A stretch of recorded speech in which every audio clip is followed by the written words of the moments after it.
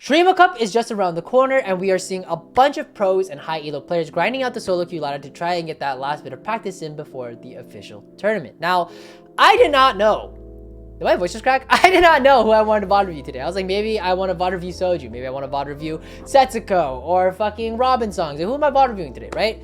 Well, today we are in fact VOD reviewing rank 1 of North America. Once again, Dish Soap. And the reason why though is actually kind of funny. I wasn't gonna do Dish Soap because we VOD review him all the time, but he tweeted out this banger of a tweet like 40 minutes ago. He wrote, "Respectfully, I'm winning Shurima Cup. I'm already qualified for everything, so I will just play for fun. Also watch some of Solus's gameplay so I know what not to do, respectfully, of course." And then he also attached a screenshot of him reclaiming rank 1 of North America. I mean, it's fucking based. Like, honestly, respectfully, I mean, yeah. I can't even be like, wow, this guy's cocky as fuck. Like, I mean, like, he kind of has a reason to be allowed to be so cocky. But also, we need a villain. I'm not gonna lie, TFT could use a villain. And it'd be kind of sick as fuck if we kind of had like a bottle Shohei of like Dish Soap. For those of you who watch Blue Lock, you know who I'm talking about. But it'd be kind of sick if Dish Soap kind of became like the bottle Shohei of like TFT. It'd be kind of sick. I do want to mention 2 more things before we do start the VOD review real quick though. First off, we are still doing daily uploads onto YouTube every single day until December 10th, the Vegas LAN event, sorry. Bleh. But that's, you know, just in case you're new to the channel, you don't know why I'm uploading so fucking often. We are trying to quit our job to try to go full-time onto content, so we are getting closer and closer every single day. We are on that grind. This is day 17 of daily uploads. And one last final thing, I do want to mention this real quick. If you have Amazon Prime, first you should Prime sub your favorite streamer, your boy. But also, there's a new Prime reward available. You get 1 extra free roll on the Treasure Realm, so feel free to go claim that if you haven't already. Anyways, I will see you guys in the VOD review, and let's go watch some Dish Soap gameplay. I will see you guys there. Boom. All right, so here we go. We are inside of Dish Soap's game. Now, this was taken straight off his stream from earlier today. Shurima Cup is coming up over the weekend, so we do know that a lot of the pros are trying to prepare for Shurima Cup because it's going to be a very, very, very competitive weekend going into the final days of the tournament. So here we are, unfortunately, inside of Placidium Library, but we do get an echo out of the orb. I do say unfortunately because Placidium Library is a lot of just Zon forcers, Zon emblem forcers, a lot of 6 Zon. So it's something that isn't really great because once you get that unstable chem take with Jarvan or Scion online, it can be a really, really bad time for a lot of the players in the lobby. One of the strongest boards within the current meta. I'm actually gonna take my hoodie off. It's not actually as cold as I thought it was, but here we do have the Aurelia 2, we do have an Echo as well. So Piltover definitely could be potentially within our game. We do have a 5 component start, and we are automatically thrown into a prismatic at 2-1. We are given Ionia Crown, Radiant Relics, and Living Forge. None of these are very great, to be completely honest with you. Ionia Crown locks you into a very mid comp in general. Just to give you a little bit of more context into this game in particular, Dish Soap, for whatever reason, his matchmaking is completely fucked. He's like rank 1, rank 2 of North America. I think he re-secured rank 1 earlier today. But this is like a master tier lobby. I think there's like 6 Masters players in this lobby and like 1 GM player. So Dish Soap really cannot buff 4 here, or otherwise he's gonna lose like 100 LP. Like, it's actually like insane what the matchmaking did to him. I don't know why it's the case, but this game in particular, he really cannot buff 4. So taking Ionia Crown here is definitely not an option here because he cannot risk trying to take a line that is gonna throw him into like an A tier comp at best. So Ionia Crown is not an option here, even though yes, we do have the Aurelia 2. Reroll both the middle and the right. We get Lucky Gloves, Hedge Fund, and I'm gonna play this at regular speed because it's pretty funny. He's just molding. He's just completely molding because all these are pretty untakeable. Living Forge is not that great as well in itself. It is okay. It is the Legend Augment, but it's kind of mid. We do get Bulk from the beginning, which is not that bad, and we end up taking it almost immediately. Now, here's something I want to talk about real quick. We do have Echo and we do have Vi in our shop. Would you think it's ever correct to roll for the Orianna at level 3 so you have a 2-1 Piltover start? According to Dish Soap, no. More specifically, no if you are in a lobby where the MMR is so fucking shit compared to you that it's not worth it. It's not worth the risk. Basically, the idea is this. 2-1 Piltover is really, really strong. If Dish Soap was playing in an 8 challenger lobby, he would roll here at 2-1 to try to find the Orianna because, like, it's a very, very strong start. But if he does miss on the Orianna here, it's a very, very fast way to buff 4. He does not, if he finds it great, but if he doesn't, then it's fucked, right? And again, if he's playing in an 8 challenger lobby in a very high MMR lobby, sure, totally worth it. But in this case, and quite honestly, in his words, respectfully, it's not worth it. It's not worth taking the risk. He thinks that he'll be able to win out here no matter what, even without build over from 2-1, because he says respectfully, the players in this current lobby are basically no match for him. I mean, even you can call him cocky or whatever. That's kind of base though. I mean, he's not even wrong, to be completely honest. I think he's like 1500 LP on average. Like he's anywhere between like 12 to 1500 LP on average above everybody else in this lobby. So I mean, that's like a diamond player compared to like a silver player. I think it might even be more divisions than that. How many divisions is that? It's like a bronze player to a diamond player. Like that's how much of a difference it is, right?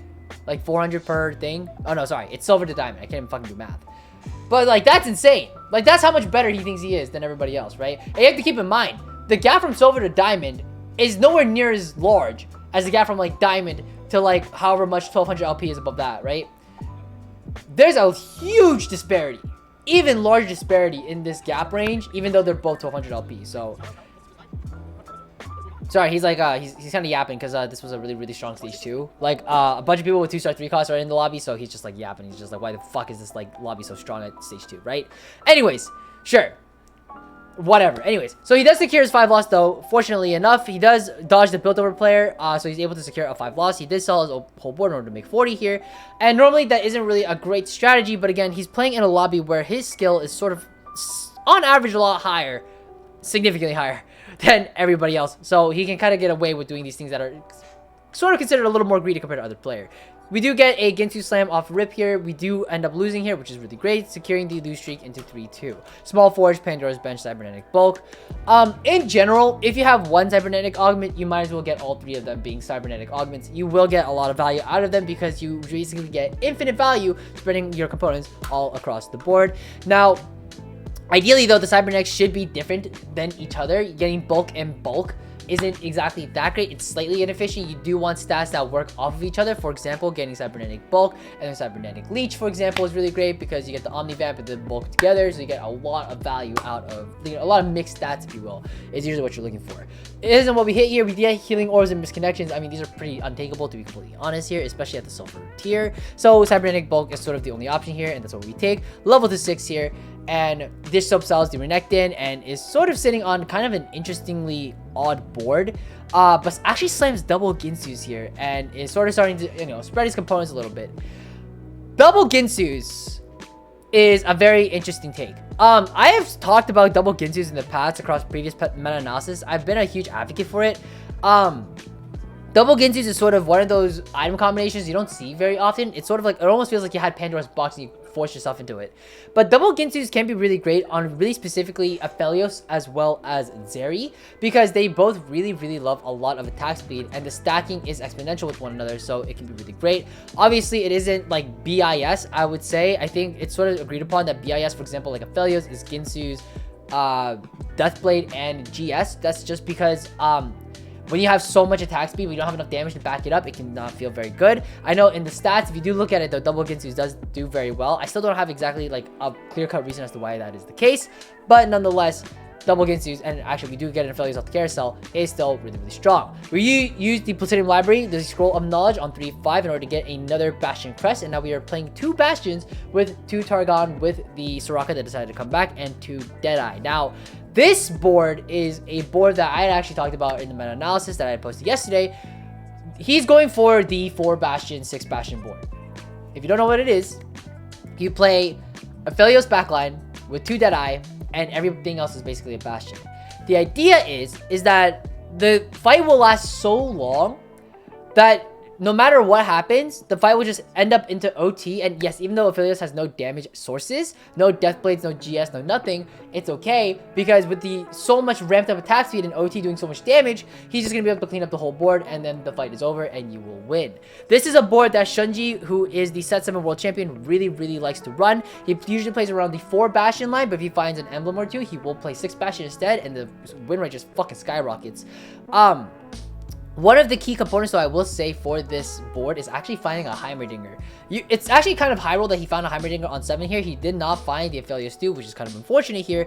But you do really want to find a Heimerdinger as well as Deadeye, because Deadeye basically acts as a second proc, or a second auto rather, so it actually helps increase and stack your Ginsus. So everything works really, really well in conjunction with one another. And Heimerdinger is just really great because you get a lot of shred, you get a lot of the anti-heal, a lot of great stuff. Sorry, I had to mute my phone. I was getting a little distracted, but I think I got like a text message from somebody. I'm not sure what it was. Anyways, job well done. Suppressing Fire, Magic 1. Now in this spot, I'm gonna be honest, I would take Suppressing Fire every single time. You're basically sort of committed to this Aphelios line. You can maybe make an argument that like there's a weird slight possibility that you might find like 3 Zeres before you find 2 more Aphelioses. It could happen.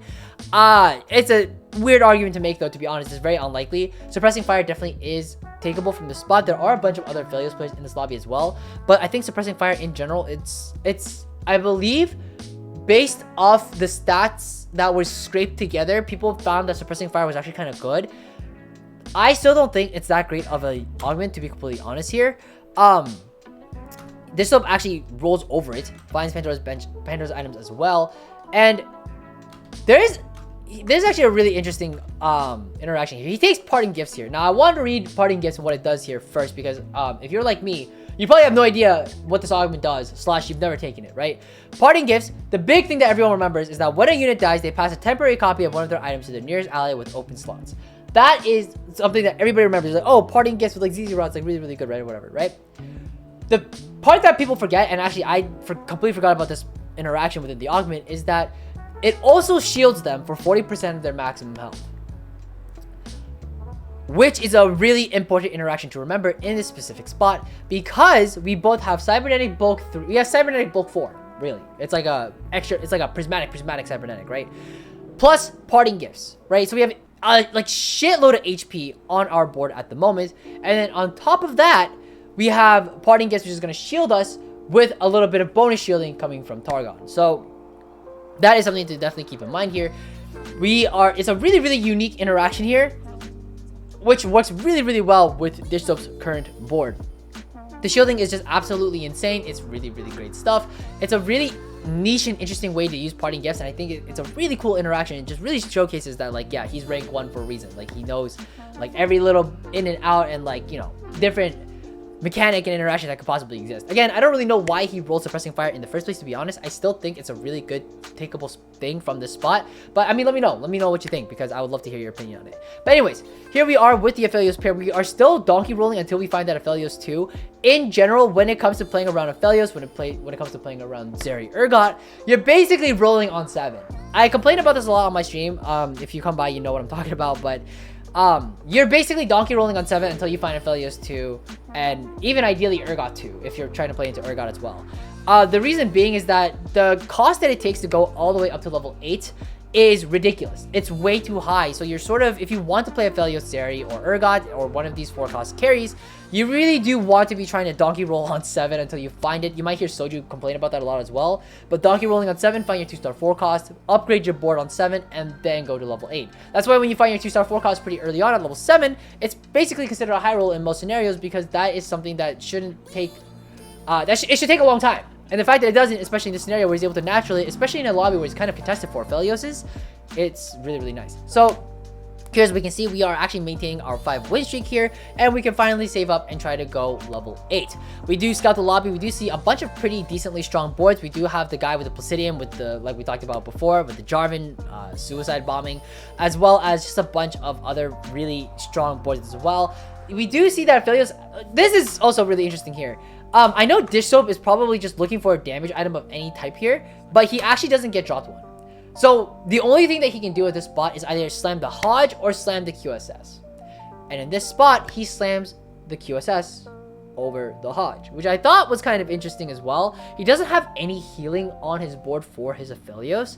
So in this spot, I actually think that Hodge would have been better in this scenario instead of the, oops, the video's playing backwards, that was playing forward. I actually thought the Hodge was better in this spot. You get Zephyr plus you get Zephyr plus some Omnivamp and like a slight bit of damage for your Aphelios. But I guess for Dish Soap in this lobby in particular, there's probably a little too much CC. So he's just saying, fuck the damage. we're just gonna play we're just gonna play a lot of Bastions and hope that OT will hit, and then that's where our damage is gonna come from. So damage really doesn't fucking matter, as we can see here with the affiliates, and actually he values the CC immunity more. Again, it could be lobby dependent. There might be a bit more Eternal Winters in this lobby. There might be a lot of Freljord, or maybe some weird interactions with a lot of CC. Based off scouting the lobbies though, I don't see anything that's like particularly like dawning on me that's like, oh, that's like a lot of CC, and that's like he definitely really wants QSS here. But nonetheless, he just goes with it, runs with it, and it looks like he's doing completely all right. Again, this is like a Masters lobby. It's a Masters ELO lobby. And for Dish Soap, this is just a clear walk in the park. He is rank 1. He trash talks on Twitter for a reason. But I mean, hey, TFT needs a villain. And if Dish Soap wants to be rank 1 solo queue and become the villain of TFT, I'd be down. We could use like a bottle Shohei of like TFT. That'd be kind of fucking sick. You know what I mean?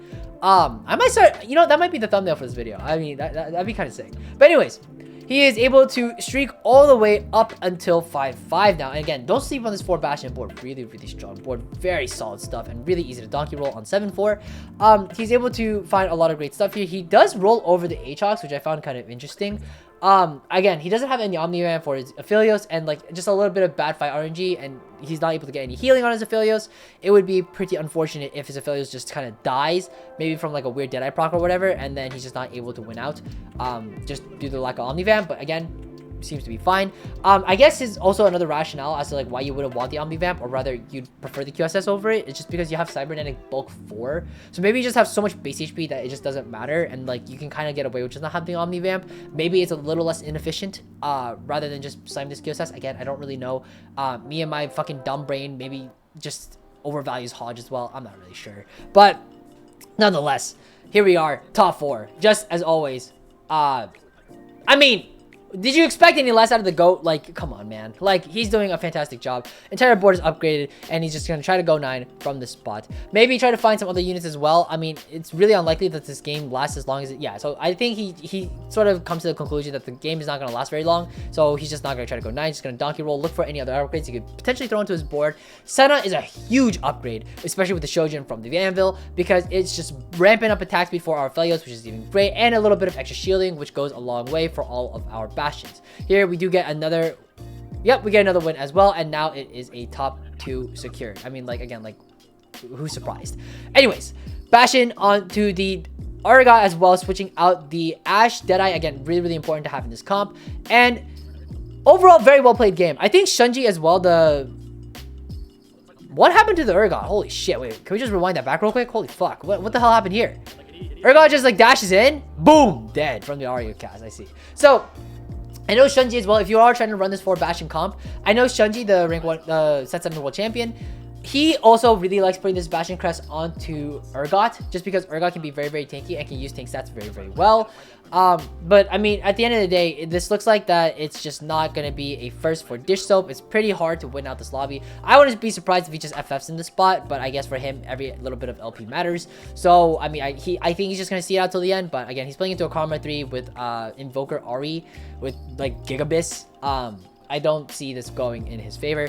I don't remember where he places, so I'm pretty sure it is a second. Yeah, and there we go. This board cannot compete against this, and it is a second for our man, the myth, the legend, Dish Soap. But still, very wonderfully played game. 10 loss into that Bastion board. Finding, you know, committing to a line very, very quickly in order to make sure that he had a way to, you know, win out the game. And overall, really well played. Great stuff. And I hope you guys learned something, and I will see you guys I'll see you guys tomorrow for a video, but I'm really more excited for Stream a Cup over the weekend, where we'll be VOD reviewing a lot of the games and hopefully find some real bangers to be talking about. But until then, I'll see you guys later. Take care and happy climbing.